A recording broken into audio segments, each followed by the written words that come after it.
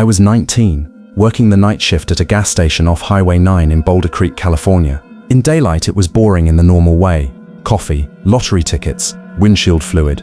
But after midnight, the place felt unplugged. The road went quiet. The fluorescent lights got louder. Sometimes I wouldn't see a single customer for 3 or 4 hours. My manager didn't train me like it was retail. He trained me like it was self-defense. He pulled up the security camera feed and pointed at the screen. See this area by the dumpsters? Camera doesn't reach there. And this corner by the air pump, blind spot. He tapped the monitor with his knuckle. If anything feels wrong, you hit the panic button under the register and you go out the back. Don't be a hero. We keep less than $50 in the drawer for a reason. His tone made it clear this wasn't hypothetical. I nodded like I understood. I didn't, not yet. It was a Thursday in October, cold enough that my breath fogged the glass when I sighed. The heater made a rattling sound and gave up after 10 minutes, like it was tired of trying. At 1:04 a.m., headlights swept across the pumps and stopped. A white utility van, older model, no rear windows, the kind a contractor might drive. It rolled to pump 3 and sat there with the engine running. The driver came inside, maybe 40, dark jacket, baseball cap pulled low. He didn't browse. He walked straight to the energy drink cooler, grabbed one, and set it on the counter like he'd practiced the motion. I scanned it. 327. I kept my voice flat, professional. He put a 5 on the counter, flat and careful, and watched my hands the whole time. Register, draw, change. Not my face, my hands. He took the drink, took his change, and left without saying a word. Through the glass, I watched him get into the van. He didn't pump gas. He didn't check his tires. He sat for a few seconds, then drove off into the dark. Weird, but not illegal. At 2:13, the same van returned. This time it didn't stop at the pumps. It eased over to the air pump, the spot my manager had called a blind spot. The man came in again, same cap, same jacket, same silence. He grabbed a bag of chips, paid, left. Still no gas, still no words. It wasn't the purchases that bothered me. It was the pattern, like he was testing how many times he could walk in and out before my brain stopped treating him as a threat. At 3:16, I heard an engine behind the building. Not loud, just close enough to make my skin tighten. I couldn't see the backlot on any camera. Dumpsters, dark gravel, the space where the building made its own shadow. I stared at the monitors and waited. 1 minute, 2, 5, nothing. I told myself it was nothing. A delivery driver turning around, a guy peeing by the dumpsters, a raccoon. Then the front door chimed. He walked in, same man, same cap, but this time he didn't go to the cooler, didn't go to the snacks. He walked straight toward the counter and stopped right at the edge, close enough that I could smell him. Not sweat, not cologne, just cold outside air and something metallic, like pennies. Slow night. His voice was casual, almost friendly. Yeah. I forced the word out steady. His eyes shifted past me, to the back room door. I'd left it cracked because the latch stuck sometimes. You work alone? He tilted his head slightly. No, my co-worker's in the back. The lie came out before I could think. The man smiled, just slightly. Sure he is. His tone made it sound like a joke we were both in on. Then I heard it, a dry crackle of static, close enough to feel in my teeth. It came from his jacket pocket. A voice said, low and muffled, "He's alone. No other cars." My stomach dropped like I'd missed a step. The man's smile didn't change, but his shoulders relaxed like a decision had just been confirmed. I didn't debate. I didn't negotiate. I slid my hand under the counter and hit the panic button hard enough that it hurt. Then I moved. I shoved through the back door and ran into the cold. Behind me, I heard him shout something, and then worse, another set of quick footsteps on gravel. Not just his, someone else moving in the dark where the cameras didn't reach. I sprinted across the back lot, lungs burning. I knew exactly where I was going. Rosie's Diner, half a mile down the highway. I'd eaten there dozens of times before shifts. The cook knew my name. The waitress always gave me free coffee refills. When I stumbled through the door, shaking, Rosie herself was behind the counter. She took one look at my face and didn't ask questions. "Back booth, sit. I'm calling it in." She was already reaching for the phone. The deputies arrived fast because the panic alarm had already triggered dispatch, but Rosie's call got them moving even quicker. One deputy drove me back to the station in silence. Another swung around the back lot with his lights off. They didn't find the van, but they found something else. A pair of boot prints in the damp gravel behind the dumpsters. 2 different tread patterns leading to the fence line. And near the corner of the building, half hidden in weeds, A cheap handheld radio with the battery popped out like someone dropped it while running. The deputy held it up with 2 fingers. "You say you heard a voice." He studied my face as he asked. I nodded, throat too tight for words. He looked toward the dark tree line like he was imagining where someone could stand and watch without being seen. "You did the right thing. You got out." He said it quiet, like a fact he wanted me to remember. I didn't quit the next week. I asked for day shift. My manager didn't argue. He changed the schedule like he'd been expecting the request. A few weeks later, I was pumping gas at a station 2 towns over when I noticed a white utility van parked across the street. Older model, no rear windows. I didn't wait to see if it was the same one. I got in my car and drove home a different route. I still do that sometimes. Take the long way. Check my mirrors more than I need to. Some lessons don't fade.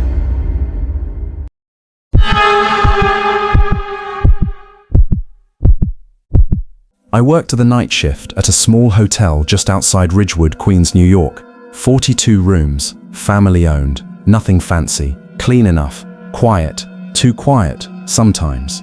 My shift was 11 p.m. to 7 a.m. Most nights I sat at the front desk with my phone volume low and listened to the building breathe, pipes ticking, the ice machine cycling, the old lobby clock keeping time like it mattered. During the off-season, management kept the 3rd floor closed to save on heating. No guests, no housekeeping, 30 rooms sitting dark and untouched. That's where room 314 was. The first time I heard it, I thought it was the wind catching a gap in the building. A high sound, distant, too fast to hold on to. I muted my phone and listened. Nothing. The second night it happened again, clearer. A woman screaming. 2 seconds, sharp as a knife, then cut off so clean it felt edited. I sat frozen at the desk, staring at the ceiling. 3rd floor, directly above the lobby. I pulled up the booking system. 3rd floor, no reservations, no keycard activity in 14 days. I told myself it was old pipes. Old buildings make old noises. On the 3rd night, I was filling out a maintenance log when the lobby clock clicked to 11:47 p.m. At that exact moment, the sound came again. Same scream, same pitch, same length, like someone had pressed play and stop with a timer. And this time, right after it cut off, I heard a second sound. Small, almost polite. The service elevator made a faint ding on the floor above me. No one should have been up there. I called Danny, our night security guy. He was technically on call, which meant he slept in his car and pretended that counted as working. He came inside looking annoyed. "You sure it wasn't a guest?" He rubbed his eyes as he spoke. "There are no guests on the 3rd floor. Check the system." I pointed at the monitor. He leaned over and scrolled through the logs. His face changed. "All right, let's go." He grabbed his flashlight from the desk. We took the service elevator. The doors opened on the 3rd floor into darkness so thick it felt like the hallway didn't exist until the flashlight touched it. The carpet smelled stale, dusty, something faintly sour underneath, like damp fabric. We stopped at 314. Danny knocked. No answer. He knocked again. Nothing. He swiped his master key. The lock clicked green. He pushed the door open. The room was empty. Bed made, curtains drawn, bathroom door open, no luggage, no person. But something was wrong. The comforter was smooth, but the center had a shallow impression, like someone had been lying there recently and got up fast. Danny moved to the bathroom. I heard him stop. "What the hell?" His voice dropped low. The sink was dry, the toilet was dry, but the tub was wet. Water pooled at the drain, still dripping from the faucet like it had been turned off minutes ago. And on the tile beside the mirror were 4 thin lines, dragged downward, fingernail scratches, fresh enough that the grout dust hadn't settled back into them. Danny stepped back like the room might lunge. "We're leaving." Now. He didn't wait for me to respond. Back downstairs, I called the owner. He answered on the 3rd ring, voice thick with sleep. I told him everything. The scream, 11:47, the wet tub, the scratches. When I finished, he didn't sound surprised. He sounded tired. "Don't go up there again." His voice sharpened through the phone. Danny already did. We saw. "I said don't go up there." He cut me off. "I'm closing that room permanently, and you are not going to mention this to anyone. Not guests, not staff, no one." I swallowed. What happened in 314? I had to ask. A pause. Then, very quietly, "Some rooms cost more than they earn." he hung up. That sentence sat in my chest like a stone. I didn't quit that night, but I didn't let it go either. The next morning, After my shift ended, I called the city's non-emergency building inspection line. I told them I had concerns about unauthorized electrical work on a closed floor, possible fire hazard. They said someone would come by within 48 hours. 2 days later, I was back on shift when 2 inspectors showed up with clipboards and flashlights. Danny watched them head upstairs with the expression of someone who'd just realized this was bigger than a weird noise. They came back down 20 minutes later, and one of them didn't look at me when he spoke. He looked at the owner, because the owner had shown up the moment he heard inspectors were in the building. The inspector held up a small black device in a plastic bag, a portable speaker, warm, with a cable routed through the wall. Where does this lead? The inspector's tone was flat, professional. The owner's smile tried to exist and failed. I don't know what that is. His hands were shaking as he spoke. The hotel shut down the next day for electrical violations. A week later, a city notice appeared on the front doors. I never went back inside. 2 months after that, a letter arrived at my apartment. No return address. Inside was a single hotel keycard. On the back, written in marker, were 3 numbers, 314. No message, no explanation. Just a reminder that someone knew where I lived and that the screaming was never the scariest part.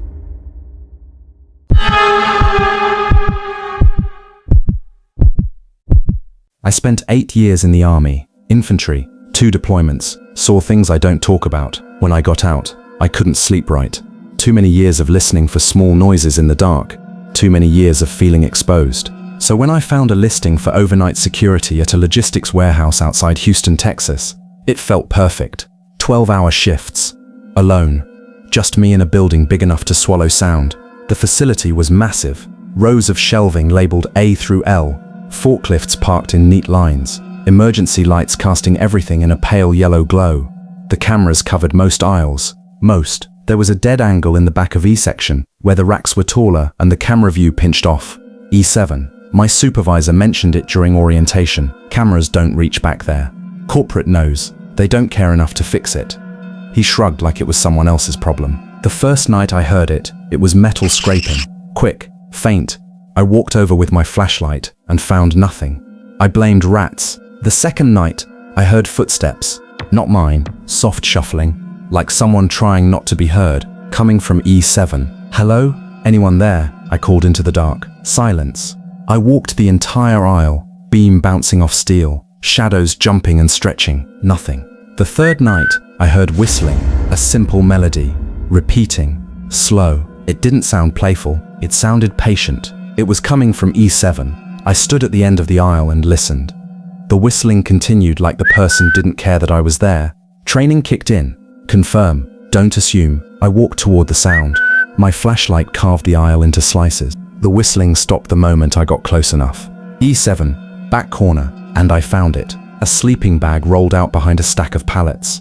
Empty food wrappers, water bottles, a pile of clothes folded like someone respected the space. Someone was living here, but that wasn't the worst part. Tucked behind the pallets, half hidden in the deepest shadow, was a small metal lockbox, the kind you'd use for tools. It looked out of place because it was too clean. Less dust, less grime, like it had been handled recently. I crouched and pulled it closer with 2 fingers.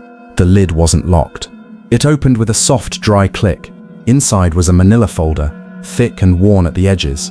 A few printed photos were tucked inside, glossy 4x6 prints, stacked neatly like paperwork. I didn't pull them all out. I didn't need to. The top one showed a day shift worker in a yellow vest eating lunch by the loading bay, taken from a distance, zoomed in. The next photo, just the corner visible beneath, showed a blue car door and red hair. The folder wasn't random. It was organized, documented, like a list. Beside it, in the foam cutout of the lockbox, was a USB flash drive with a strip of tape on it. On the tape, written in careful block letters, was one word: night. My throat went dry, because that meant someone wasn't just watching the day shift, they were tracking patterns, schedules, who stayed late, who left alone, who walked out into the dark parking lot. I heard a sound behind me, a footstep, close. I spun around. My flashlight caught empty aisle, but I heard breathing controlled, steady, somewhere just outside the beam. It moved when I moved, matching me, staying hidden. That's the part that made my skin crawl. Not the idea of someone being there, the idea that they knew exactly how not to be seen. I ran. I didn't stop until I was outside under the floodlights. air tasting like diesel and cold metal. I called 911 from the parking lot with hands shaking and a voice that didn't sound like mine. Someone's been living inside the warehouse. I found a lockbox with photos of employees and a USB. I think he's still in there. The words tumbled out fast. Stay where you are. Units are on the way. The dispatcher stayed calm. The cops searched the building for 2 hours. Whoever had been there was gone, but the evidence stayed. Sleeping bag, wrappers, the lockbox, the folder, the USB. A detective took my statement that night. He tried to shrink it into something manageable. Probably a transient, mentally ill, harmless. He shrugged as he said it. I didn't argue. I pointed at the lockbox on the table. Run prints, I said. On the latch, on the USB, on the photos. He looked at me for a second, then nodded. We'll be in touch. He handed me his card. 4 days later, my phone rang. This is Detective Brennan. We spoke at the warehouse. His tone had changed. Flatter, more careful. The prints came back. We need you to come in and look at some photos.